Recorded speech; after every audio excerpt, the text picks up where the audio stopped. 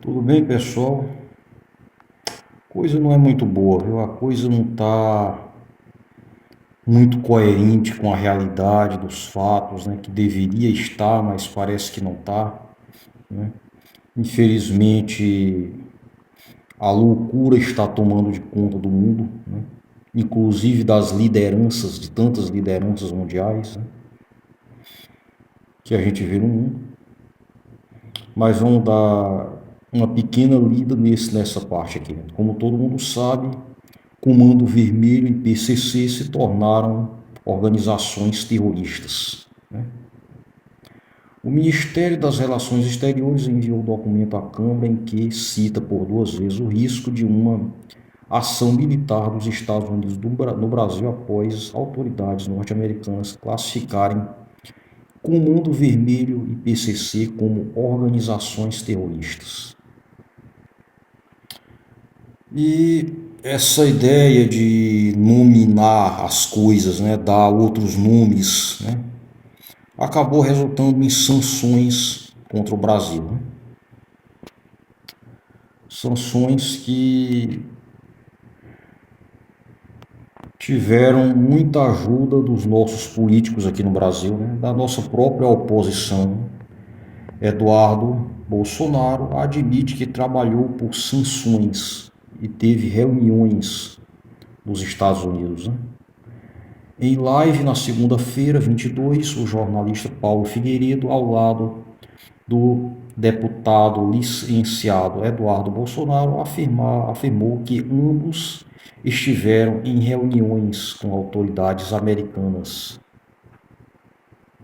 antes do tarifaço. Está aqui, em entrevista na TV Globo, na última quarta-feira, porém, Eduardo defendeu taxação de 50% de produtos brasileiros.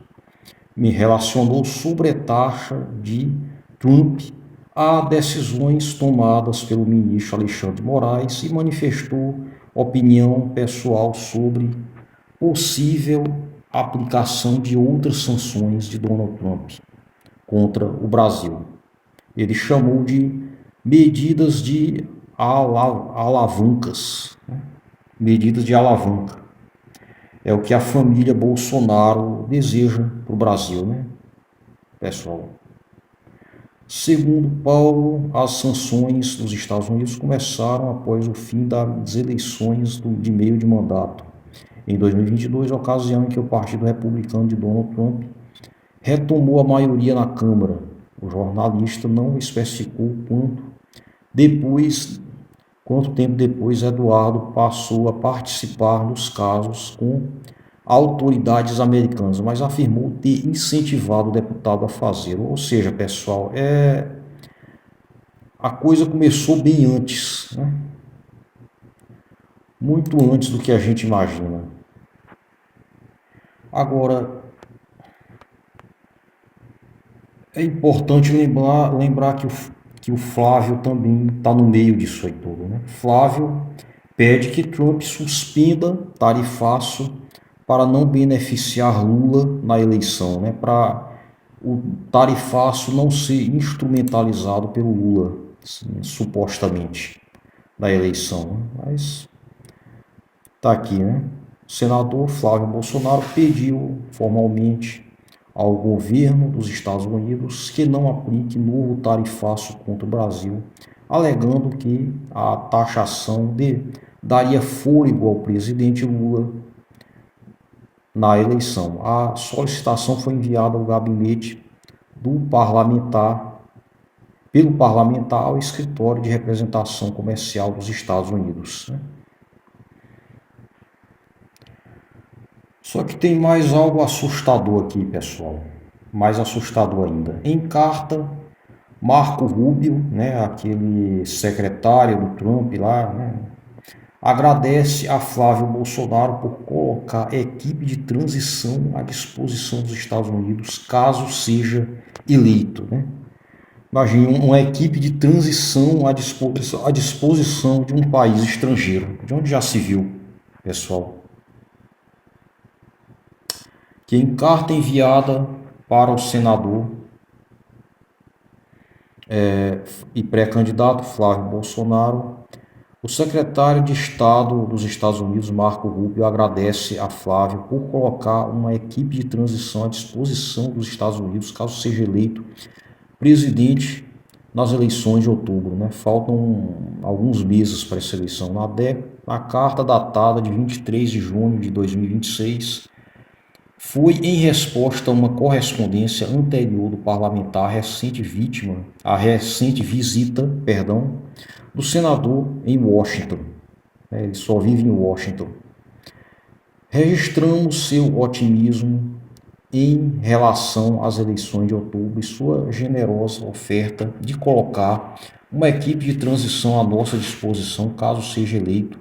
Os Estados Unidos estão prontos para trabalhar em cooperação com os líderes escolhidos pelo povo brasileiro em prol de uma estrutura ampla, justa e mutuamente benéfica de ambos, de comércio e investimento, disse Rubio em carta. Na carta enviada ao secretário norte-americano no início do mês, Flávio afirma que, caso seja eleito, pretende colocar a equipe à disposição dos Estados Unidos para concluir mais rapidamente possível um amplo acordo de comércio e investimento benéfico para ambas as nações. Né? Mas qual tipo de acordo que o Flávio deve estar querendo, pessoal? Vamos ver exatamente o que é, galera. Vamos ouvir essa explicação aqui. O senador Flávio Bolsonaro defendeu que o Brasil é a solução para os Estados Unidos quebrar a dependência da China por minerais críticos, especialmente terras raras. A notícia é destaque no site da CNN Brasil. Olha lá. Segundo o senador, os Estados Unidos dependem da China para cerca de 70% das importações dos minerais.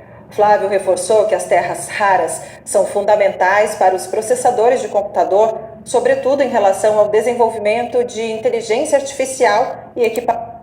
Galera, olha onde ele está, olha onde o Flávio Bolsonaro defendeu essa pataquada aí, né? Olha o que está aqui, ó. CEPAC, Congresso dos Conservadores, né? Há um tempo atrás. Essa notícia de 30/3/2026, né? Tá com uns 4 meses, mais ou menos, né? Equipamentos de defesa.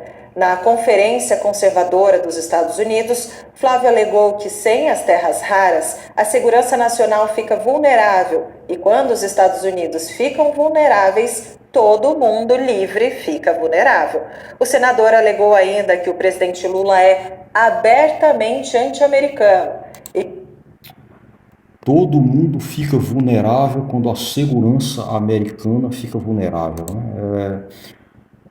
Fazer valer a ideia de que existe um país que é polícia do mundo. Nesse caso, que país é esse? Estados Unidos da América. Precisamos primeira coisa que é necessário, segundo essa lógica, né? Um presidente republicano, né? Do Partido Republicano. Segundo, a segurança dos Estados Unidos não pode estar vulnerável. Vulnerável contra quem, né? Eu acho que bastaria os Estados Unidos não tornar a coisa pior, né? Não bastaria os Estados Unidos não exercerem tanta pressão contra certos países, né? Não exercerem tanta pressão, né? Só nesse governo Trump nós já está acontecendo a guerra do Irã, né? Que já matou milhares de pessoas, né? E a guerra não acabou. O preço dos combustíveis aumentou. Teve aquela tragédia lá em Teherã que matou mais de 200 meninas inocentes, né? Numa escola, já que usaram imagens desatualizadas, né? Aí o que acontece, né? Um deputado, quer dizer, um senador, candidato à presidência do Brasil, preocupado com os Estados Unidos, né? Preocupado em saber se tem segurança, né? Se os americanos estão seguros, né? Saber. Para isso é necessário que as terras raras do Brasil né, para que dê segurança aos americanos, né?